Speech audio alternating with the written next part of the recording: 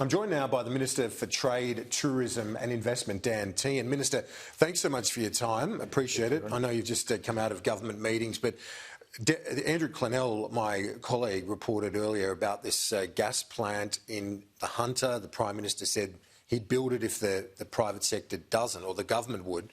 With this sort of policy, does it have international implications in terms of our relations, like with the United States and others, particularly with Joe Biden threatening things like carbon adjustment fees and quotas and so on countries who are not doing the right thing when it comes to the environment? Is that the sort of retaliation you could see for a gas-led recovery, as the government argues? Well, when it comes to our trade and investment policy, we're going to be very proactive, we're going to be very principled, and where necessary, we're going to be patient. And when it comes to our principles, we obviously want to do our bit when it comes to reducing emissions globally. But in terms of those principles, what we don't want to see is countries putting carbon tariffs or such thing in place to achieve their goals. So we'll work with the Biden administration on how we go about emissions reduction. Angus Taylor has already had a phone call with John Kerry where they've had a very detailed discussion around these areas, and as of my understanding from reading it is they had a very detailed discussion around how technology can play a key role in emissions reduction. So I think what you'll see from us is a very proactive and very principled approach when it comes to these issues. So, but are those international implications, like the fact that Biden's now in the White House and John Kerry is going to be the envoy for climate change and so on, are those things on the government's radar when it comes to this other message about a gas-led recovery? It just doesn't seem aligned to the changes internationally. Is the government aware of that?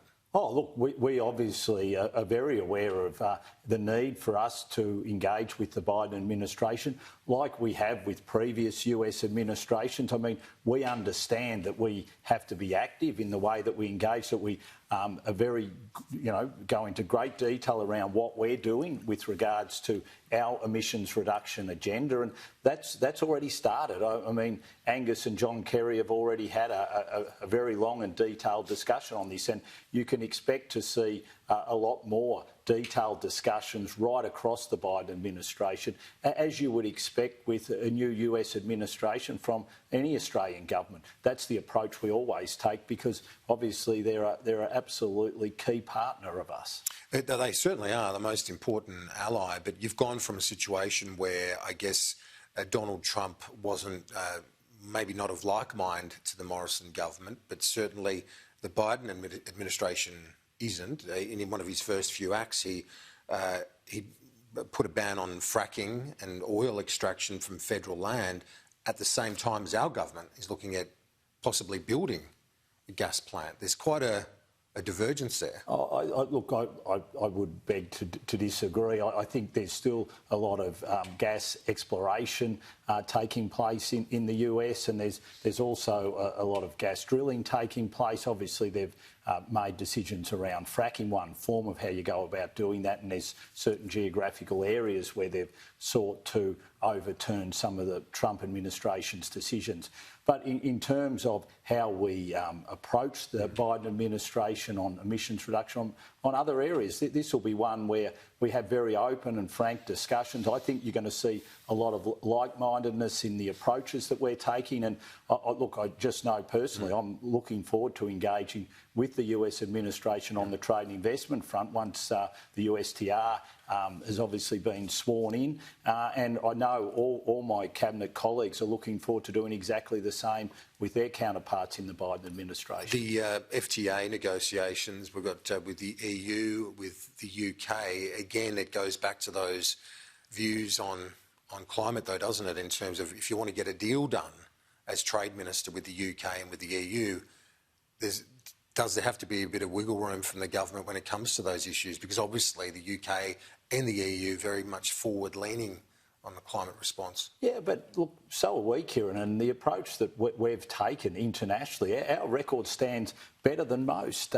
As a previous diplomat who went to a COP in Buenos Aires, I can tell you Australia plays a leading role in seeking agreement and getting all countries to play their part in reducing emissions. And we'll continue to play that role. And not only do we play a role in getting countries to commit, but our record of then achieving those commitments is second to none. So I've got no problems whatsoever in engaging, whether it be with the Biden administration, with the EU or with the UK on this, because we can stand on our record more than most countries, and that's what we'll continue to do. And we'll continue to play a very proactive and principled role in whether it be with emissions reduction, whether it be on trade liberalisation, investment liberalisation, because our record as a nation is a very good one. And on the trade liberalisation front, would you like to see Joe Biden? Do you think there's any prospect that President Biden will sign the US back onto the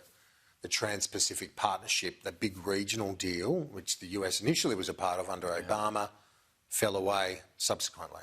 Look, I think it would be in our national interest and in the US's national interest for them to rejoin the TPP, or the CPTPP as it's called now. I think that would be a really good outcome. Now, whether they're in a position to do so in the first 12 months of their administration, obviously that's up to them and they've got to make that decision themselves. But from an Australian point of view, I think it would be very welcome if we could get the US back engaged in the CPTPP. The China relationship, now you've been tasked with one of the more difficult things in government, the effort to try and reopen the lines of communication, which your predecessor was unable to with your counterpart. Is there any hope of you achieving that? Oh, look, it's a challenge. We haven't had a formal trade ministers meeting with China now for well over 3 years, but we have a new commerce minister now who's just been appointed in China, was appointed around the same time that I was, and I've written to the Chinese Commerce Minister saying that we'd like to constructively engage. And look, I'll wait and see. And as I've said, what we want to do is be proactive, principled and patient. So I'll be patient and wait to see whether we get a reply. Because Can you give us an insight into what you said in the letter? Look, I won't go into detail out of respect for the new Chinese Commerce Minister, but there are many ways that we can constructively engage across the trade and investment liberalisation path. So that's what I would like to see, but I won't go into the specific details. Not an easy drafting exercise, though, to put that letter together, given where the relationship is at. Did you reach out to anyone in terms of doing that? Because obviously it's a piece of correspondence of great significance when we can't even get a phone call. Yesterday, the New Zealand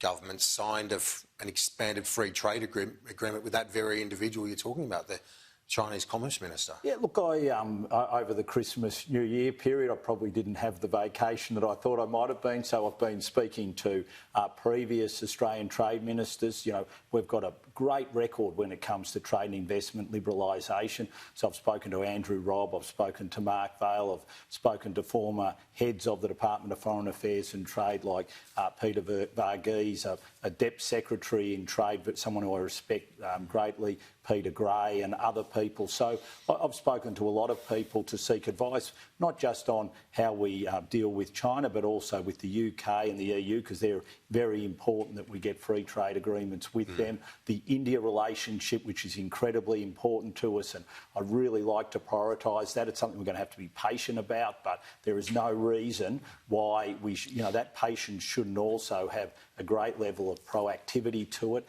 So I've had numerous conversations. Obviously, how we re-engage or engage with the Biden administration is going to be critical as well. So there's a lot for us to do. Vietnam, is a real opportunity for us to build on the great inroads we've been able to make there. So there's a lot of opportunities. Japan, another key ally, another key trading partner. There's a hell of a lot for us to do. So there are opportunities there, Absolutely. But there are also huge challenges. If you look at the China situation, as I said earlier, New Zealand's just signed that expanded FTA. The US still has large amounts of Chinese investment. The EU secured market access for their companies in China and vice versa. Are we out of step with other Western nations? And if so, can we be pragmatic enough to get it back online? Well, if you look at our relationship with China, especially on the trade and investment front, we're ahead of most countries because we put the free trade agreement. We've got the free trade agreement which we negotiated under a coalition government, and it's a very good free trade agreement. And our challenge now is to make sure that we use that free trade agreement that we've got with China to continue to grow the economic relationship in a very constructive way, and that's what I will be seeking to do. It's basically, I guess, just trying to get the face-to-face conversation. But you look at President Xi, his speech to Davos, the Economic Forum, he warned about building circles or starting a new Cold War to threaten or intimidate others. Did you see a bit of irony in those comments? Well, he also spoke about the importance of trade liberalisation and investment liberalisation, and I think what we've got to do is look at the positives from messages like that. We obviously, our whole trade policy is based on trade and investment liberalisation. So what we've got to do is make sure that we can have that constructive dialogue so that we can practice, what we preach, because that's what we want to be doing in Australia. I'm sure that that's what President Xi is seeking to do from a Chinese perspective. So let's be constructive in making sure that if we are really pushing for trade and investment liberalisation, that's what we're practicing. You're the tourism minister as well now, as well as trade and investment. You're considering some targeted financial assistance to the tourism industry because international travel obviously unlikely anytime soon. Our indication has been that JobKeeper won't be extended for any sector, including tourism. Can you confirm that assistance will be in another form? Well, obviously the government is going through the decision-making process around JobKeeper at the moment, and I won't make final decisions for the Treasurer, but everything that the Treasurer has said and the Prime Minister has said has been very consistent that JobKeeper will end at the end of March. So what we then have to look at and see, okay, is there the analysis there, because there is the potential that we might be able to put in place some sort of targeted policies or targeted assistance for those sectors that are still being impacted by the pandemic. So that's one of the things that I've been having discussions with the tourism industry about is, and there's the other issue that we've got to deal with. The domestic tourism has held up pretty strongly in most parts of Australia throughout the pandemic, so it's only those parts of the tourism sector that have really been impacted by the international tourism. So, but do you reassure those people, the mum and dad companies, saying Cairns and other cities where it's not Qantas, it's not a big tourism company, but you won't be just providing financial assistance to the Qantases of the world? You will remember those mum and dad companies too? Oh, look, in all the engagements that I've had, it's been not only about big companies but small companies as well, because especially as someone who comes from regional and rural Australia, it's those mums and dads tourism businesses that we've also got to make sure that we're looking after. So I've been having a lot of dialogue over the last 3 or 4 weeks when it comes to the tourism sector, A, to understand the issues they're dealing with, and B, to say to them, what do you think is needed to try and help and support you while we wait for the vaccine to be rolled out, while we wait for international travel to kick-start again, which hopefully might be in forms of bubbles sometime this year. You would think highly unlikely that we're going to see mass international tourism back until next year, I would think at the earliest. So absolutely having those conversations, and we'll continue to have them. Well, as Trade, Investment and Tourism Minister Dan Tehan, you've got a huge job ahead of you. We wish you all the best in some of those. Thanks so much. Thanks, Kieran. Great to be with you.